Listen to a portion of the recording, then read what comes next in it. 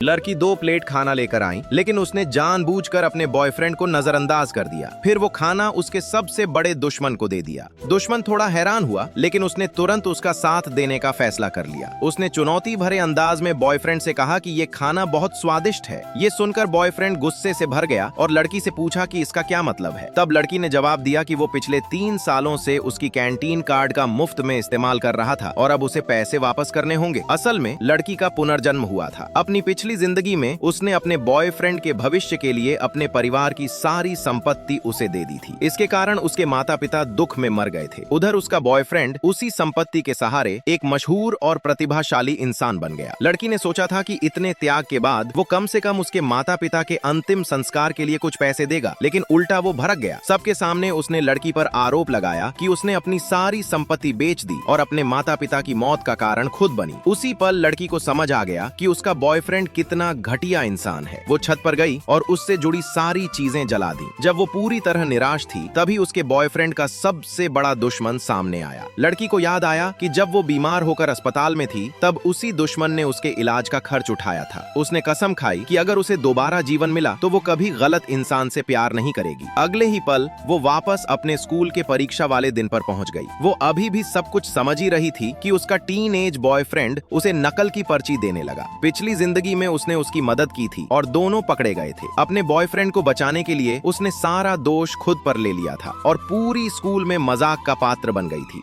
लेकिन इस बार उसने उसकी मदद नहीं की, बल्कि सीधे उसकी शिकायत कर दी। हालांकि बाकी छात्रों को यकीन नहीं हुआ, क्योंकि उसका बॉयफ्रेंड पढ़ाई में अच्छा माना जाता था। तब लड़की ने साबित करने के लिए उसे वही मुकाबले की चुनौती दे दी कि कौन ज्यादा होशियार है। मजबूरी में लड़के ने चुनौती स्वीकार कर ली। शिक्षक ने एक ऐसा गणित का सवाल दिया जो अभी तक पढ़ाया भी नहीं गया था। लड़के को लगा कि लड़की भी इसे हल नहीं कर पाएगी, लेकिन लड़की ने आसानी से जवाब लिख दिया, और वो भी 3 अलग-अलग तरीकों से। ये देखकर सभी छात्र हैरान रह गए। तभी उसके बॉयफ्रेंड की नकल वाली पर्ची गलती से गिर गई और सबके सामने आ गई। तुरंत ही सबने उसका मजाक उड़ाया और शिक्षक उसे ऑफिस ले गए। लड़की बहुत खुश थी। उस बेईमान इंसान को आखिरकार उसकी सजा मिल गई। अपने पिछले जीवन में किए गए एहसान के लिए धन्यवाद देने के लिए लड़की खुद उसके दुश्मन के पास गई और उसे पढ़ाई में मदद करने का प्रस्ताव दिया। लड़के ने पूछा, और तुम्हारा बॉयफ्रेंड? लड़की ने साफ कहा कि अब वो अपना समय किसी घटिया इंसान पर बर्बाद नहीं करेगी। फिर लड़के ने हामी भर दी। दोनों ने तय किया कि 15 दिन बाद होने वाली स्कूल की गणित प्रतियोगिता में साथ हिस्सा लेंगे। लेकिन जब रजिस्ट्रेशन का दिन आया तो उसका बॉयफ्रेंड उसका फॉर्म छीन कर ले गया।